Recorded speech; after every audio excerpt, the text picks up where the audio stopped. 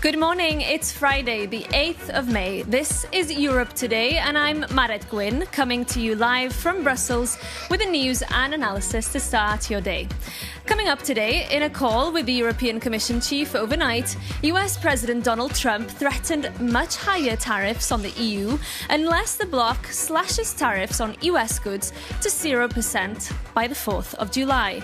The pressure is on for the EU to push its embattled trade deal with the US over the line. We'll have the details. And the US says it has struck Iranian military sites following an exchange of fire in the Strait of Hormuz. Tehran says civilian areas have been hit. But President Trump claims the ceasefire is still in effect. Meanwhile, Israeli and Lebanese officials are set to hold further talks next week as the ceasefire in Lebanon falters.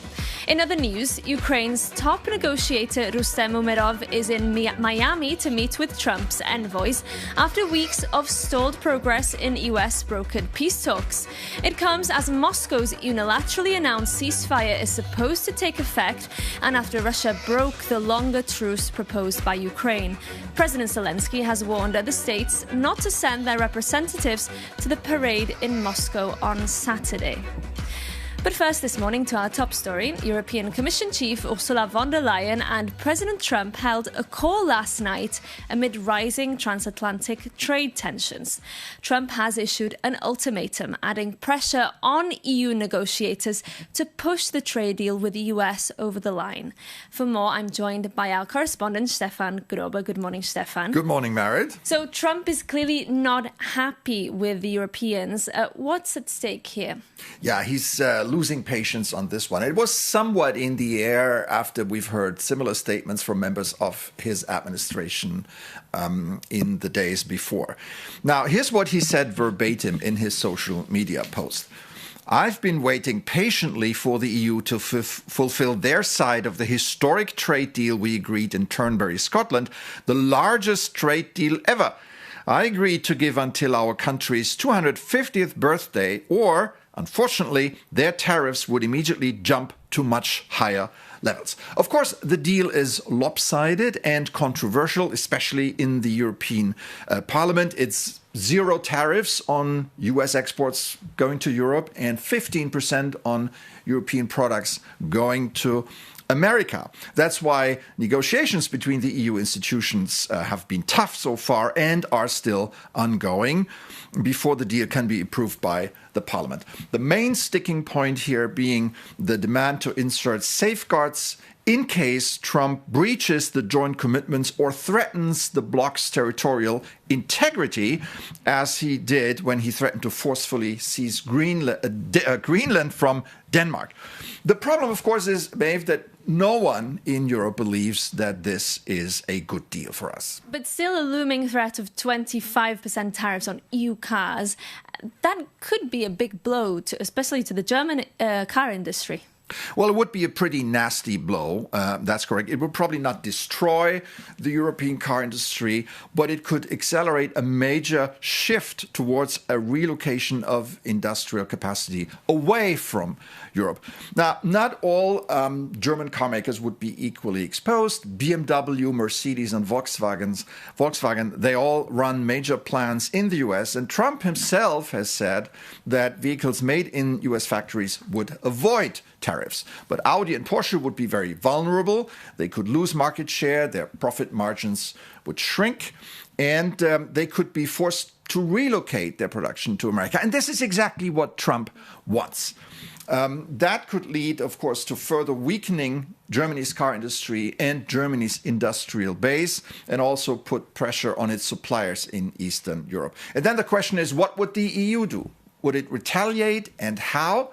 So the prospect of a major trade war with the US is certainly on the horizon here. Okay, Stefan, thank you so much for bringing us up to speed on that. Now we're moving on. The EU's defence chief, Andrius Kubilius, will visit Poland and his native Lithuania today to sign defence loan deals, collectively to the tune of 50 billion euros. The aim is to strengthen these nations' defences, and the loans are part of the EU's 150 billion euro defence programme known as SAFE. Poland will be the biggest beneficiary of the programme. Our EU correspondent, Angela Skujins, is here and spoke to Commissioner Kubilius just before he set off. Angela, good morning, good to see you. Tell us first, what will this money, when will it flow and what will it be spent on? Good morning, Marid. So the less juicy details first. 15% of the cash is expected to be dispersed by the end of the month to both Poland and Lithuania. The rest of the money should flow every 6 months, dependent on whether these countries adhere to the European Commission's rules. Now, this is, of course, part of the EU's big pitch to ensure the continent is fighting fit and can repel any foreign aggression, namely Russia. Poland is expected to receive the biggest envelope of cash. We're talking about 43 billion euros. They want to beef up their anti-drone defence systems as well as that eastern flank. So that's the land border between Poland and Belarus. Lithuania is expected to receive a smaller parcel of money, 6 billion euros, but they really want to amp up their land forces and buy ammunition as well as mines. 18 member states applied for this loan program, including Hungary. We know that the incoming Prime Minister, Peter Magyar, wants to put this on the back burner. However, I did manage to speak to the European Commissioner for Defence, Andrius Kubilius, before he took off to Poland and Lithuania today. I asked him about the significance of inking these deals. And it's very symbolic that we are doing that in Poland, because Poland is the country which is taking the biggest responsibility on the biggest amount of those loans, 42.7, if I am correct, billion euros. It's also very symbolic that we're doing that on Victory Day, showing really that we're ready, to deter and to defend ourselves. And it's again very symbolic that we're doing that in, just before Europe's Day, because this mechanism of safe loans is really based on basic principles of European Union, on solidarity principles. What is Europe protecting itself from? What is the money going to be used for? Well, definitely, in Europe we see very clearly that possibility of Russian aggression against EU or NATO member states is real. That is what our intelligence services are speaking. Poland is doing a very big job in strengthening both its own defense capabilities, but also strengthening defense of the whole Europe, because those frontier countries like Poland, their border is also European Union border. So, and what is also very important that with that loan, Poland is strengthening its defense industry. And this is our common goal in the whole Europe, really, to make our defense industries ready to produce what is needed in order to deter possibility of Russian aggression. And we know that the Hungarian Prime Minister-to-be, Peter Magyar, is currently reassessing that country's defence loan application. How hopeful are you that this proposal will get over the line? Well, that is what we agreed with new government or forthcoming government of Hungary. That is a normal practice, that such a big, responsibility, such a big obligation from the government side should be taken when the new government is established. And definitely they need to have some time to review the projects which were proposed by the previous government, by Viktor Orban government, and that's it's nothing unusual here. So definitely time is very important because we want that all the member states would be able to fully implement those loans till 2030, to have all the products produced. We know that our industries are ramping up their production, but still, we see the issue, and some governments are worried about that industries are not fast enough, to increase their production. So things are, demand very, very rapid actions. I'm very, very happy that we managed to achieve such an outcome, agreements on all the package of the loans during less than a year time. So, and we hope that Hungary very soon also will join those who will use those loans for strengthening their defense. And last question, are you confident that Europe's defence industries will move fast enough to meet the demands of the EU member states when it comes to producing those weapons that they're ordering? Well, that is our, permanent, topic for discussions with the industries. I was, going through so-called missile tours through all the different producers of missiles, and we started again symbolically from Poland. And everywhere we were speaking about what still is needed to be done in order for our industries to ramp up, to produce more fast, to shift maybe from what industries are calling themselves haute couture production, very expensive, very technological advanced, but very expensive and slow to be produced, to more of good enough production. And we need to see very clearly what is our strategic challenge. Still, Russia is outproducing us, and quite heavily. So that is what worries us. That was the EU's Defence Commissioner, Andrius Kubilius, speaking to our correspondent, Angela Skujins. We're moving to the Middle East next. Direct talks between Israel and Lebanon are set to resume next week, but Israel and Hezbollah continue to exchange fire, with at least 380 people killed since the fragile ceasefire took effect in April. This week, Israel also struck Lebanon's capital of Beirut for the first time since the start of that ceasefire. We're now joined live by Nadim Gemayel, a Lebanese parliamentarian for the Kataeb Party. Good morning, sir. Good to have you with us. Can I start by asking you, is it fair to say now that the ceasefire has completely collapsed? And what does that mean for these talks between Lebanon and Israel? So let's start by saying that there was no real ceasefire during this last 2 weeks, because effectively small butter and skirmish were continuing between Israel and Hezbollah in the south of Lebanon.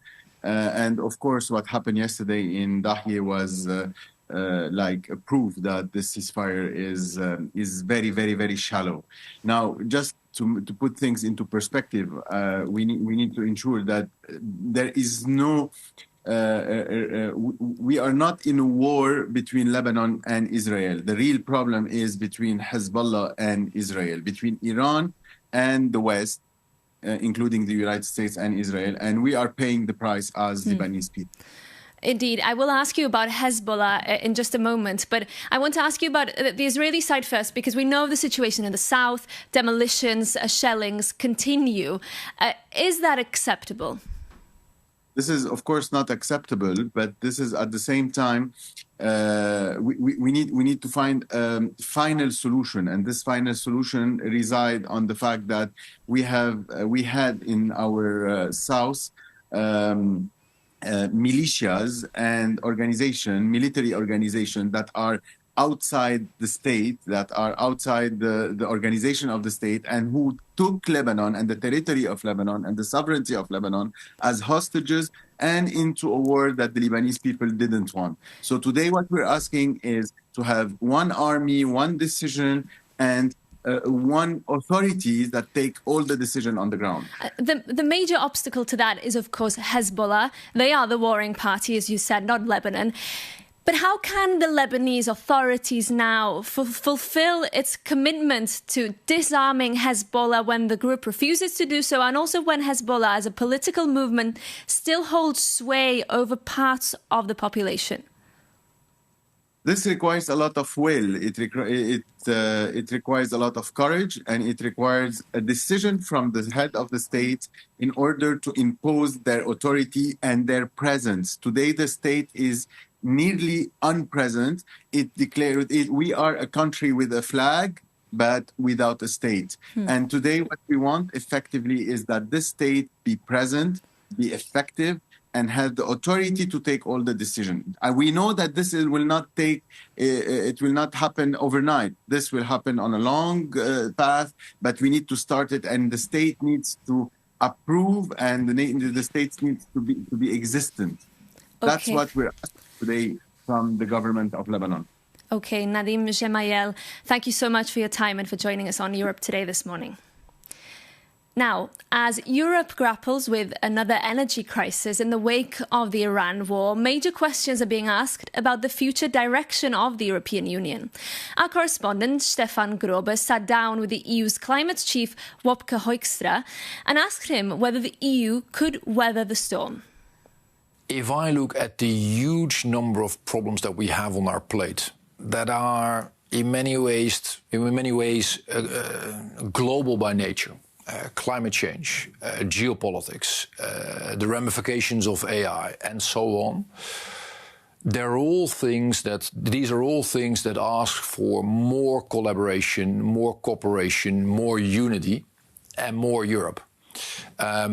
So that, in my view, is the way forward. What it does ask from us is the tools and also the speed to deliver this at scale. And there, I think we have homework to do. In what sense, homework? I mean, if you look at the speed with which events are being pushed on our plate, and you think about our infrastructure in Europe, where quite often it's a bit at the member states level, it is a bit at the European level, it asks for coordination, and we're not necessarily always very quick in delivering. Occasionally we manage to make use of a crisis and we push things forward, but overall our design is too much geared for good weather. We're not in good weather. We're in exceptionally bad weather, and that will continue. So that asks for a different approach. On that note, do you think that Donald Trump and Vladimir Putin have done a lot to unify the continent here? Well, I mean, it's and again, let's separate the two. What is crystal clear is that Putin continues with his absolutely horrific war in Ukraine, and we have a huge incentive that in the end this ends with a bloody nose for him, and he is wanted in The Hague.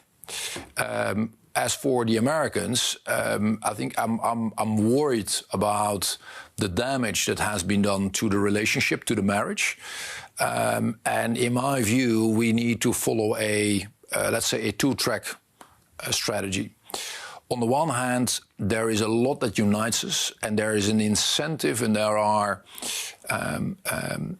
clear interests here at hand that make it important that we continue with our American friends. That's one. At the same time, it is true that the commitment displayed by the Americans themselves is not what it always was before. So we have no alternative than to grow up and do more of this stuff ourselves, to get much more savvy in the domain of geopolitics, and by the way, build broader partnerships with our partners ranging from Canada to Japan to a whole range of others. And you can catch the full interview with Commissioner Hoekstra at 11:30 Brussels time this morning on Euronews. Moving on now, this week, the Italian Prime Minister Giorgia Meloni shared an AI-fabricated image of herself in underwear that was spreading virally online, warning people against the dangers of deepfake nudes. The EU institutions in Brussels are also taking action to crack down on AI-generated sexualized images, as Jakub Janis explains.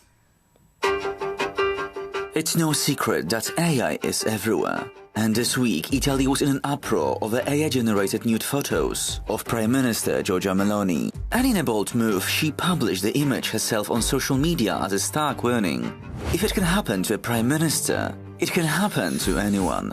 And this personal attack has fueled an urgent discussion in Brussels on how to stop nudification and protect citizens. So what's the plan? Yesterday, the EU reached a deal to ban nudification apps, so the very tools used to generate non-consensual sexually explicit photos and videos.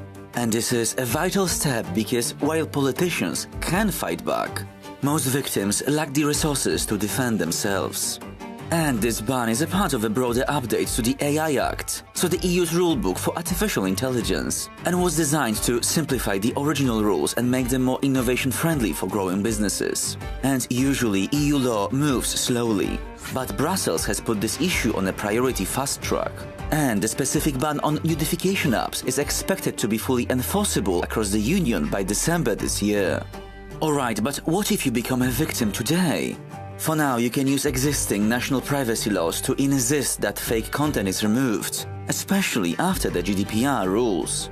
And since your image is your personal data, you have a legal right to erasure, a practical way to force platforms to hit the delete button immediately. And we know this all too well at Euronews. Our stories and journalists have been targeted by AI fakes, with voices manipulated and images stolen by coordinated disinformation campaigns, or even outlets like Russia Today. And we always report these cases, so if you happen to find a deepfake of yourself, you should not wait and report it too. Jakub Janis there. And that's it from us for today and for this week. Thank you so much for starting your day with Europe Today. Maeve McMahon will be back in this seat here on Monday. Remember to tune in then. And in the meantime, have a great weekend.